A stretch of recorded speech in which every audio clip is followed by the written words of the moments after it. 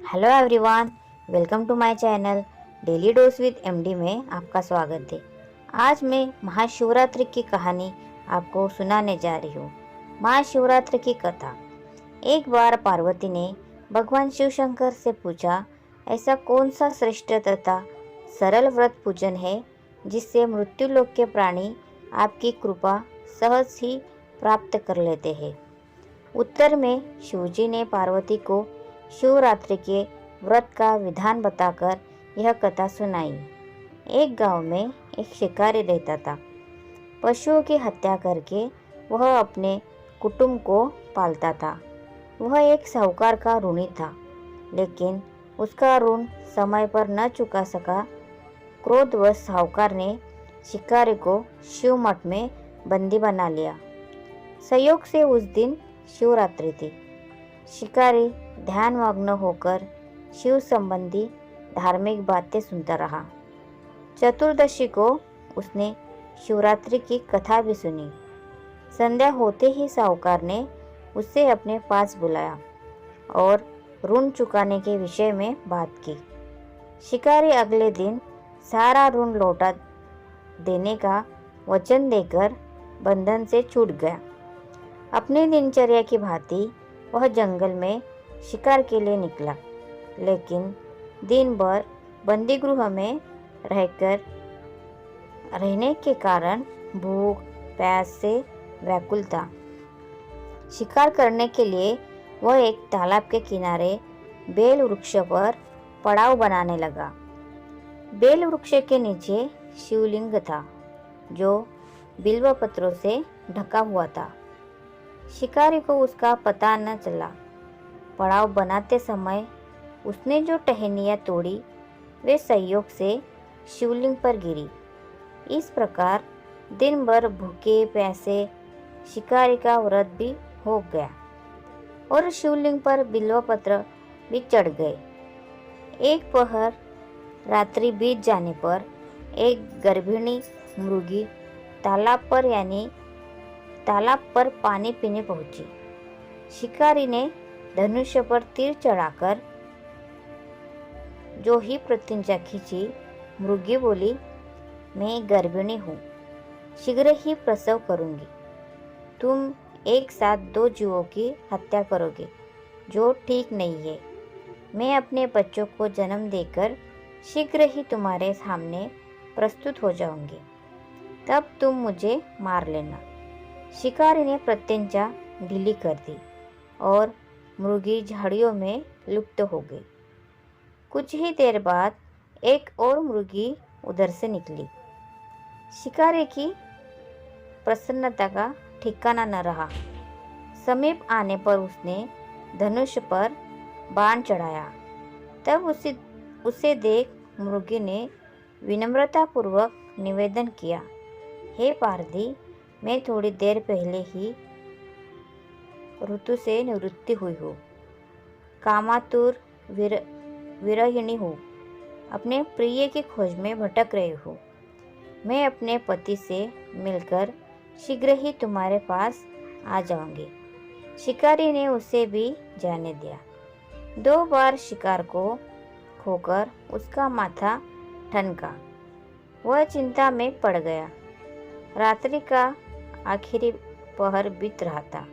तभी एक अन्य मुर्गी अपने बच्चों के साथ उधर से निकली। शिकारी के लिए यह स्वर्णिम अवसर था।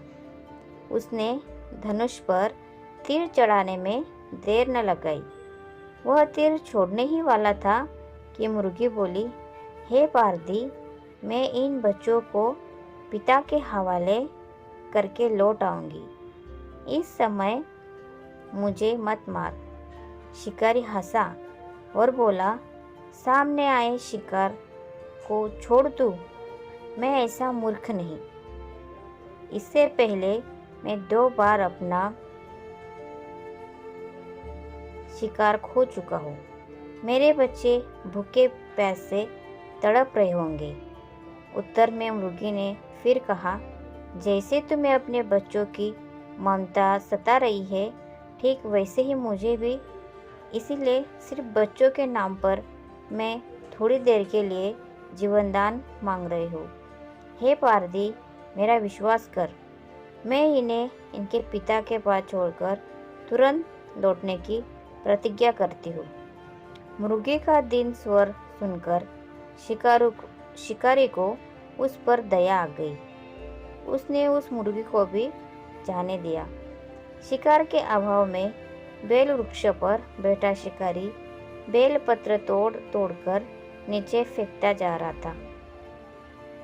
पाँव फटने को हुई तो एक हृष्ट-पुष्ट मृग उसी रास्ते पर आया। शिकारी ने सोच लिया कि इसका शिकार वह अवश्य करेगा।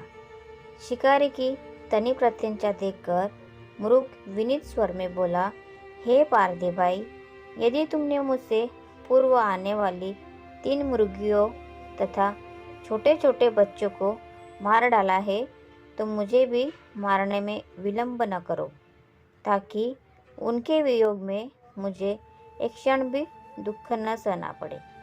मैं उन मुर्गियों का पति हूँ। यदि तुमने उन्हें जीवनदान दिया है तो मुझे भी कुछ क्षण जीवनदान देने की कृपा करो।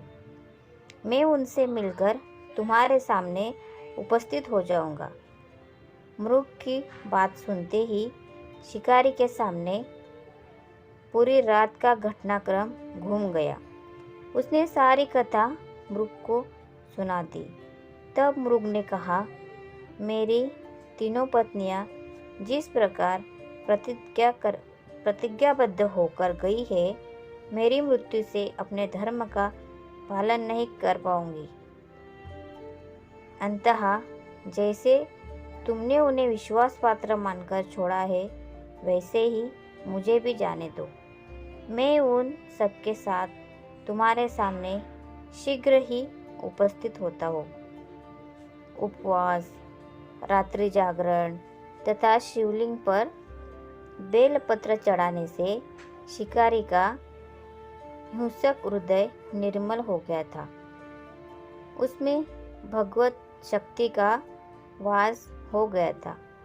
धनुष तथा बाण उसके हाथ से सहज ही छूट गए।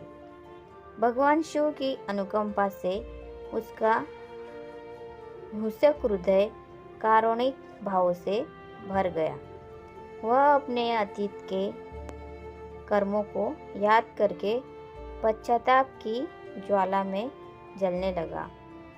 थोड़ी ही देर बाद मृग सपरिवार शिकारी के समक्ष उपस्थित हो गया ताकि वह उनका शिकार कर सके, किंतु जंगली पशुओं की ऐसी सत्यता, सात्विकता एवं सामूहिक प्रेम भावना देखकर शिकारी को बड़ी ग्लानि हुई। उसके नेत्रों से आंसुओं की झड़ी लग गई। उस मृग परिवार को न मारकर शिकारी ने अपने कठोर हृदय को जीव हिंसा से हटा सदा के लिए कोमल एवं दयालु बना लिया। देवलोक के समस्त देव समाज भी इस घटना को देख रहा था। घटना की परिणति होते ही देवी देवताओं ने पुष्प वर्षा की।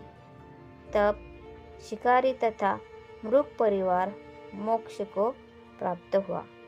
तो फ्रेंड्स, आपको ये शिवरात्रि की कहानी मालूम थी क्या? अभी सुन के मालूम पड़ी?